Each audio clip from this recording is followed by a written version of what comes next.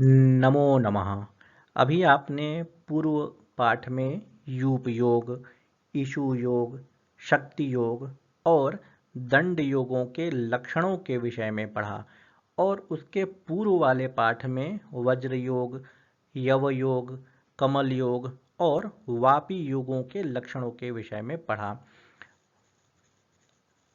वर्तमान प्रस्तुत पाठ में इन योगों के फलों के विषय में आप पढ़ेंगे।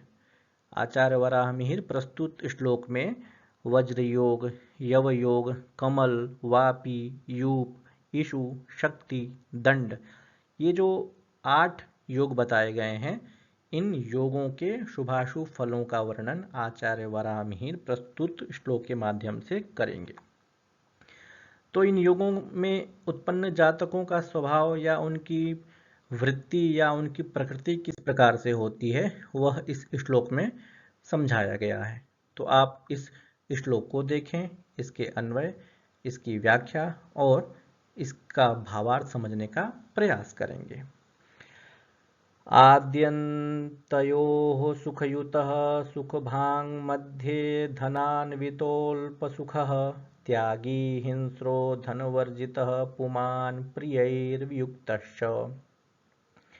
इसका अन्वय आप देखें। आद्यन्तयोः सुखयुतः मध्ये सुखभाक् धनान्वितः अल्पसुखः त्यागी हिंस्रो धनवर्जितः प्रियैर्वियुक्तः च पुमान् भवति। क्रम से 8 का वर्णन इन्होंने कर दिया है एक ही श्लोक के माध्यम से। इसकी आप संस्कृत व्याख्या देखें। आद्यन्तयोः अर्थात आरंभ अंतयोः, सुखयुतः सुखी, मध्ये मध्यकाले, सुखभाक् सुखी, धनान्वितः धनी, अल्पसुखः स्वल्पसुखी, त्यागी त्यागी, हिंस्रः उग्रः, धनवर्जितः निर्धनः, प्रियैः स्वजनैः वियुक्तः रहितः च तथा पुमान् पुरुषः भवति। यह हुई इसकी संस्कृत व्याख्या। अब इस श्लोक में वज्र योग, यव योग, कमल, वापी, यूप, ईशु, शक्ति और दंड, ये जो 8 आकृति योग बताए गए थे पिछले वाले पाठ में, उनके शुभाशुभ फलों के बारे में बता रहे हैं। तो वज्र योग में उत्पन्न जातक किस प्रकार से होता है? तो आचार्य कह रहे हैं कि आद्यन्तयोः सुखयुतः, अर्थात जीवन के आरंभ काल में और जीवन के अंत काल में वह जातक सुखी होता है जो वज्र योग में उत्पन्न होता है। अर्थात बाल्यावस्था और वृद्धावस्था में वह सुखी होता है और मध्य अवस्था अर्थात यौवन अवस्था में कदाचित उसे दुख प्राप्त होता है, किंतु सामान्य रूप से बाल्यावस्था और वृद्धावस्था उसकी अत्यंत सुखमय व्यतीत होती है जो वज्र योग में जन्म लेता है।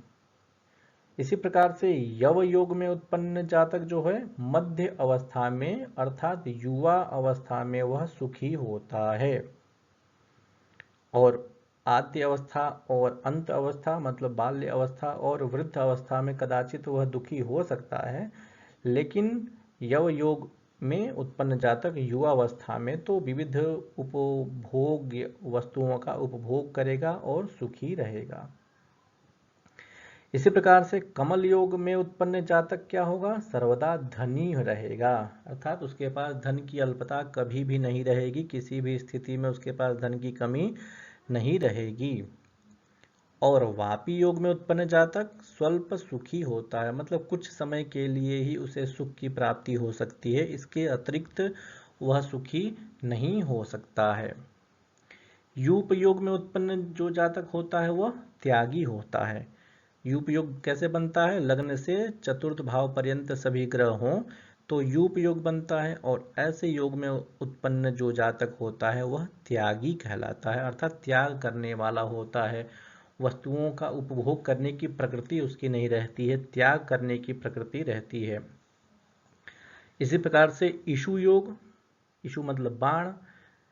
तो इस योग में उत्पन्न जातक हिंसक होता है। और इशु योग का निर्माण कैसे होता है? चतुर्थ से सप्तम भाव पर्यंत यदि क्रमशः सभी ग्रह हों तो इशु योग का निर्माण होगा। और इस योग में उत्पन्न जातक हिंसक प्रकृति का होता है। इशु शब्द का अर्थ होता है बाण।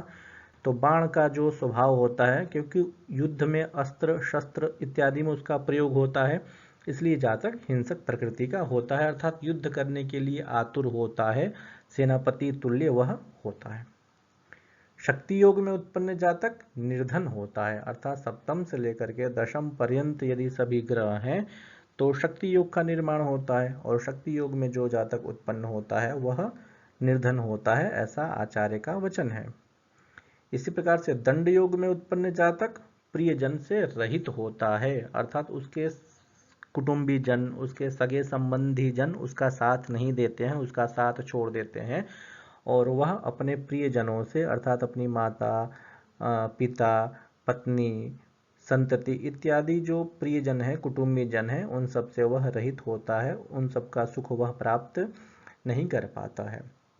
तो इन 8 योगों का फल आपने केवल एक ही श्लोक के माध्यम से देखा। वज्र योग, यव योग, कमल योग, वापी योग, यूप योग, इशु योग, शक्ति योग और दंड योग, ये जो 8 योग थे, उन 8 योगों का फल क्या होता है वह आपने इस एक ही श्लोक के माध्यम से देखा।